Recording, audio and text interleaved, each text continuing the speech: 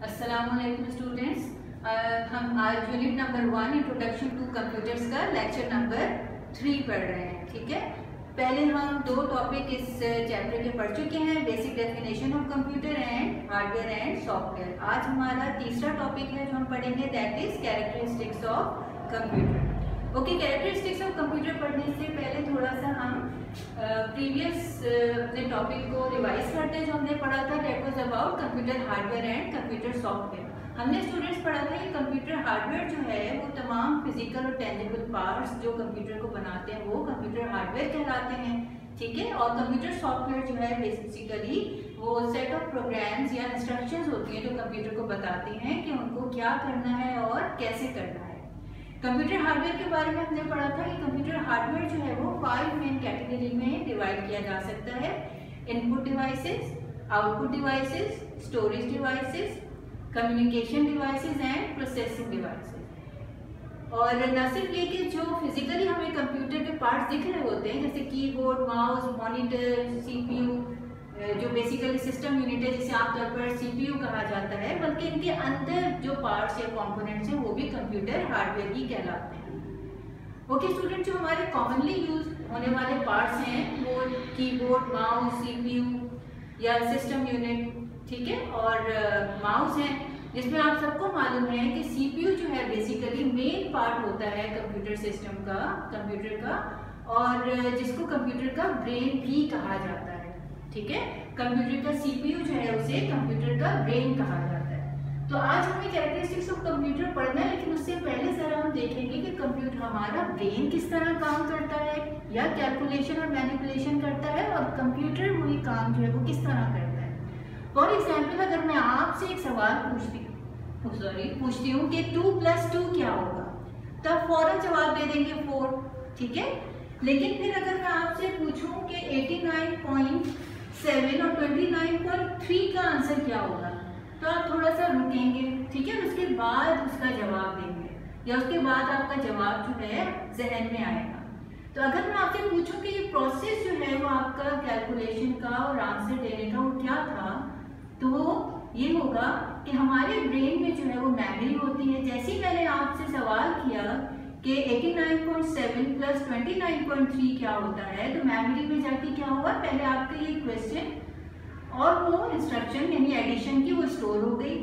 उसके बाद आपने क्या किया, इन 2 नंबर्स को कैलकुलेट किया। कैलकुलेट करने के बाद जो आंसर आया वो दोबारा आपकी मेमोरी में स्टोर होता है, यानी वो आप याद कर लेते हैं कि ये आंसर है। उसके बाद फिर आप उसका जवाब देते हैं, चाहे वो आप वर्बली दे रहे हो, चाहे आप लिखकर दे रहे हो। मीन्स आप पहले इनपुट रिसीव करते हैं, आपकी ब्रेन में मेमोरी में स्टोर होता है, आप प्रोसेस करते हैं और उसके बाद उसका आउटपुट देते हैं। ठीक है, सेम जो है हमारे पास ये कंप्यूटर की डेटा प्रोसेसिंग साइकिल है। इसमें क्या होता है कि यूजर जो है वो डेटा और इंस्ट्रक्शन इनपुट करता है। जब वो डेटा और इंस्ट्रक्शन इनपुट होती है तो कंप्यूटर जो है उसकी मेमोरी में जाकर वो डेटा और इंस्ट्रक्शन स्टोर हो जाती है। फिर वो सीपीयू की तरफ जाता है, डेटा प्रोसेस होता है, प्रोसेस होने के बाद दोबारा मेमोरी में आता है और उसके बाद उसका आउटपुट आता है।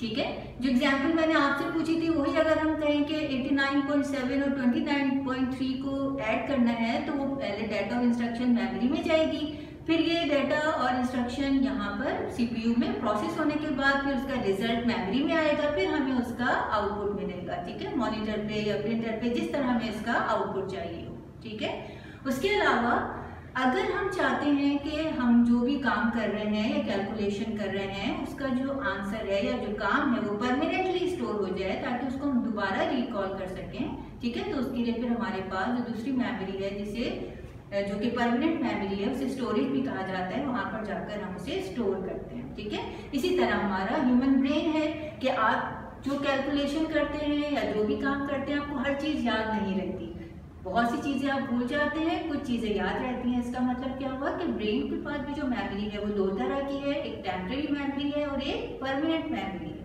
ठीक है, टेम्पररी मेमोरी वो जो वक्ती तौर पर हम जो भी बात कर रहे होते हैं, जो प्रोसेसिंग कर रहे होते हैं, उस वक्त मेमोरी इस्तेमाल हो रही होती है। ठीक है, लेकिन परमानेंट मेमोरी में वो जो चीज़ आप लोगों ने याद कर ली होती है, जैसे कि आपने हिफ्ज किया हुआ है तो कुरान पाक माशाल्लाह से आप लोगों की मेमोरी में स्टोर्ड है, ठीक है, तो वो आपकी परमानेंट मेमोरी के पार्ट में जाकर स्टोर हो गई है। ठीक, तो इस तरह से हम लोगों ने ये ब्रेन और कंप्यूटर की दोनों की डाटा प्रोसेसिंग को कंपेयर किया कि कंप्यूटर जो है बेसिकली ब्रेन की तरह ही प्रोसेस कर रहा होता है। ठीक है, तो अब हम इसके बेस पे इसकी कंप्यूटर की कैरेक्टरिस्टिक्स की तरफ आते हैं। राइट, कैरेक्टरिस्टिक्स की तरफ आएंगे तो सबसे पहला पॉइंट हमारे पास क्या आता है कि ये क्या है, कंप्यूटर क्या है, एक मशीन है।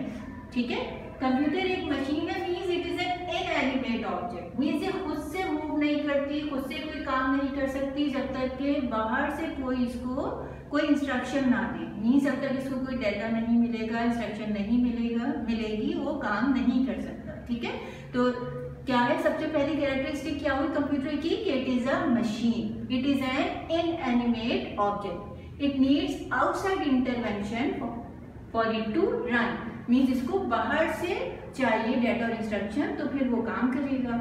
नेक्स्ट इसकी कैरेक्टरिस्टिक क्या है कि कंप्यूटर जो है वो इलेक्ट्रॉनिक मशीन है। हम सबको मालूम है कि मशीन जो है वो कितने टाइप की होती है, 3 टाइप की, simple mechanical machine, electrical machine या इलेक्ट्रॉनिक मशीन। ठीक है, तो कंप्यूटर जो है वो इलेक्ट्रॉनिक मशीन है, इलेक्ट्रॉनिक सर्किट्स या इलेक्ट्रॉनिक कंपोनेंट से मिलकर बनती है और इलेक्ट्रिकल एनर्जी से चलती है। ठीक है, तो कंप्यूटर क्या है, मशीन है, लेकिन किस टाइप की मशीन है, इलेक्ट्रॉनिक मशीन है। क्योंकि ये एक इलेक्ट्रॉनिक मशीन है तो किस तरह काम करती है, ऑटोमेटिकली काम करती है, मीन्स इसको एक दफा कोई भी डाटा और इंस्ट्रक्शन दे दिया जाए तो फिर उसके बाद इंटरनली जो हमारे पास सॉफ्टवेयर मौजूद होता है, हमने पहले भी पढ़ा था, इंस्ट्रक्शंस मौजूद होती हैं और इंस्ट्रक्शंस की बेस के ऊपर वो ऑटोमेटिकली प्रोसेसिंग करता है। मीन्स एक दफा आपने उसको डाटा और इंस्ट्रक्शन दे दिया, उसके बाद आपको वहाँ पे मजीद इंस्ट्रक्शन देने की जरूरत नहीं, वो ऑटोमेटिकली इंटरनल इंस्ट्रक्शन की बेस में प्रोसेसिंग करता है। ठीक, तो कंप्यूटर क्या है, एक मशीन है, कैसी मशीन है, इलेक्ट्रॉनिक मशीन है, किस तरह काम करती है, ऑटोमेटिकली काम करती है। राइट, तो ये 3 इसकी कैरेक्टरिस्टिक्स। उसके बाद नेक्स्ट, जैसे हमारे कंप्यूटर के ब्रेन पे हमने डिस्कस किया था कि हमारा ब्रेन जिस तरह से कैलकुलेशन कर सकता है, डाटा को मैनिपुलेट कर सकता है, बिल्कुल इसी तरह कंप्यूटर भी क्या कर सकता है, वो डाटा को जिस भी किस्म का उसको डाटा दिया जाए वो उसको ना सिर्फ कैलकुलेट बल्कि मैनिपुलेट कर सकता है। वो किस बेस पे करता है, वो स्पेसिफिक रूल्स यानी जो इनसाइड इंस्ट्रक्शन उसके पास मौजूद होती हैं जो उसे सॉफ्टवेयर के थ्रू मिलती हैं, ठीक है, उस बेस के ऊपर वो कैलकुलेशन करता है। ठीक, अभी हमने डाटा प्रोसेसिंग साइकिल देखी थी, उसमें क्या था कि कंप्यूटर जो है वो जो भी डाटा उसमें एंटर किया जाता है वो डायरेक्ट प्रोसेस नहीं होता, बल्कि पहले कहाँ जाता है, मेमोरी में जाता है। ठीक है, मेमोरी से प्रोसेसिंग के लिए जाता है, फिर प्रोसेसिंग से दोबारा उसका आउटपुट या रिजल्ट और इन्फॉर्मेशन जो है वो मेमोरी में आती है, उसके बाद हमें उसका आउटपुट मिलता है। ठीक है, तो हमारा जो कंप्यूटर की नेक्स्ट कैरेक्टरिस्टिक है वो क्या है कि इट हैज मेमोरी, मीन जिसमें की मेमोरी होती है, जिसमें डाटा स्टोर होता है और जिसे वो रिकॉल कर सकता है। ठीक है, उसके अलावा नेक्स्ट एंड फाइनल पॉइंट हमारा क्या है कि it can also perform logical function, means अभी तो हमने सिंपल अरिथमेटिक कैलकुलेशन जो है वो हमने यहाँ पर उसकी एग्जाम्पल जो है वो डिस्कस की थी। आपको मालूम है कि जिस तरह हमारा ब्रेन है वो ना सिर्फ ये कि कैलकुलेशन कर सकता है, वो लॉजिकल फंक्शन भी परफॉर्म कर सकता है, मीन्स कंपैरिजन कर सकता है। ठीक है, 2 नंबर्स में कि वो आपस में छोटे हैं, बड़े हैं, बराबर हैं।